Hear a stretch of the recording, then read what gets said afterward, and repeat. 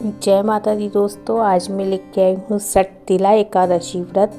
समय क्या है, विष्णु पूजा का शुभ मुहूर्त, पारण का समय और महत्व सब कुछ आपके साथ यहाँ पे मैं शुरू बताने वाली हूँ आपको। चलिए वीडियो को शुरू कर लेते हैं। सबसे पहले यहाँ बात करेंगे सटतिला एकादशी का व्रत। माघ माह के कृष्ण पक्ष की एकादशी तिथि को रखा जाता है।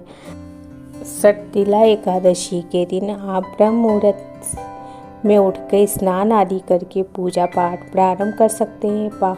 माघ कृष्ण पक्ष तिथि का प्रारंभ 5 फरवरी को शाम 5:24 पर हो रहा है और सटतिला एकादशी का व्रत माघ माह के कृष्ण पक्ष की एकादशी तिथि को रखा जाता है। इस दिन व्रत रखते ही भगवान विष्णु की पूजा करते हैं। सटतिला एकादशी के व्रत में तिल का उपयोग महत्वपूर्ण माना जाता है।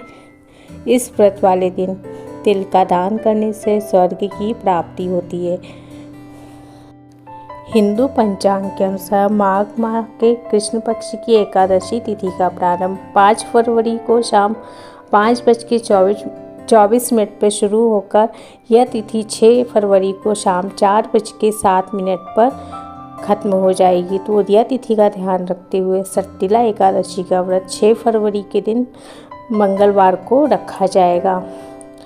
पूजा मुहूर्त 6 फरवरी को सटतिला एकादशी के दिन आप ब्रह्म मुहूर्त में स्नान आदि करके पूजा पाठ प्रारंभ कर सकते हैं। उस दिन ब्रह्म मुहूर्त प्रातः 5:30 बजे से प्रातः 6:21 तक है। उस दिन का अभिजीत मुहूर्त दोपहर 12:30 से दोपहर 1:15 तक है। सुबह 10:02 से दोपहर 2:18 तक का शुभ समय है विष्णु पूजन के लिए। तो आप इस विष्णु पूजन का समय इस समय कर सकते हैं। और योग की बात कर ले तो सटतिला एकादशी वाले दिन व्याघात योग प्रातः काल से सुबह 8:50 तक है। उसके बाद हर्षण योग है जो अगले दिन 7 फरवरी को 6:09 तक है। इस दिन ज्येष्ठा नक्षत्र प्रातः काल से सुबह 7:35 तक रहेगा। उसके बाद से मूल नक्षत्र लग जाएगा। सटतिला एकादशी के व्रत में 5 महत्व आपके साथ शेयर कर देती हूँ।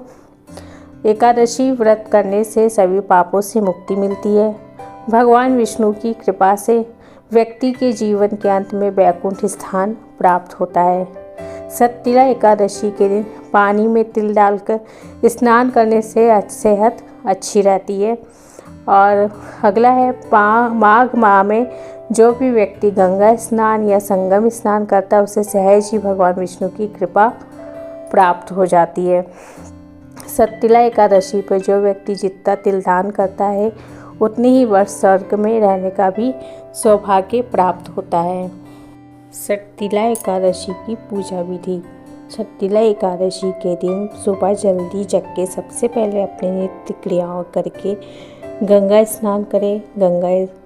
गंगा नदी नहीं है, कोई पवित्र नदी आपके घर के आसपास नहीं है तो जल में ही गंगा जल मिला के स्नान कर ले। फिर साफ सुथरे वस्त्र पहन के भगवान विष्णु का ध्यान रखें और व्रत का संकल्प ले। उसके बाद भगवान विष्णु की प्रतिमा स्थापित करें, उस पर गंगा जल से में तिल डाल के अर्पित करें।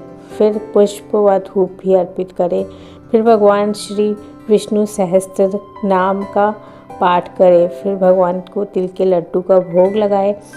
इस दिन व्रत रखने के बाद रात्रि में जागरण और हवन जरूर करें। साथ ही द्वादशी के दिन सुबह उठ के स्नान करें। फिर भगवान विष्णु को भोग लगाए। भोग में क्या लगाना है? सटतिला एकादशी के दिन भगवान विष्णु को की जो पूजा होती है वो तिल से की जाती है। तो धार्मिक मान्यताओं के अनुसार जो व्यक्ति इस दिन भगवान विष्णु की पूजा करने में तिल का भोग लगाता है, साथ ही तिल गरीबों में दान करता है तो उसके जीवन में कभी किसी चीज़ की कमी नहीं होती। साथ मृत्यु पश्चात स्वर्ग लोक की प्राप्ति होती है। अब कथा शेयर कर देती हूँ। धार्मिक कथाओं के अनुसार एक बार नारद मुनि ने भगवान विष्णु से सटतिला एकादशी के व्रत का महत्व और उसकी कथा के विषय में पूछा। तब भगवान विष्णु ने उन्हें सटतिला एकादशी के व्रत की कथा और उसका महत्व बताया। प्राचीन काल में पृथ्वी पर एक विधवा ब्राह्मणी रहती थी। वह भगवान विष्णु के प्रति अटूट श्रद्धा रखती थी और भक्ति भाव से उसके सभी व्रत और पूजन किया करती थी। वह ब्राह्मणी कभी भी किसी अन्न का दान नहीं करती थी। एक दिन भगवान विष्णु उस ब्राह्मणी के कल्याण के लिए स्वयं उसके पास भिक्षा मांगने गए। तो उस ब्राह्मणी ने मिट्टी का एक पिंड उठाकर भगवान विष्णु के हाथों में रख दिया। उस पिंड को लेकर भगवान विष्णु अपने धाम वैकुंठ लौट आए। कुछ समय बाद उस ब्राह्मणी की मृत्यु हो गई और वो वैकुंठ धाम पहुंची। वहाँ उस ब्राह्मणी को एक कुटिया और एक आम का पेड़ मिला। खाली कुटिया को देख के वो ब्राह्मणी बहुत निराश हुई और भगवान विष्णु के पास जाके पूछा कि प्रभु, मैंने तो पूरे जीवन आपकी पूजा अर्चना की। पृथ्वी पर मैं एक धर्मपरायण स्त्री थी, फिर क्यों मुझे ये खाली कुटिया मिली?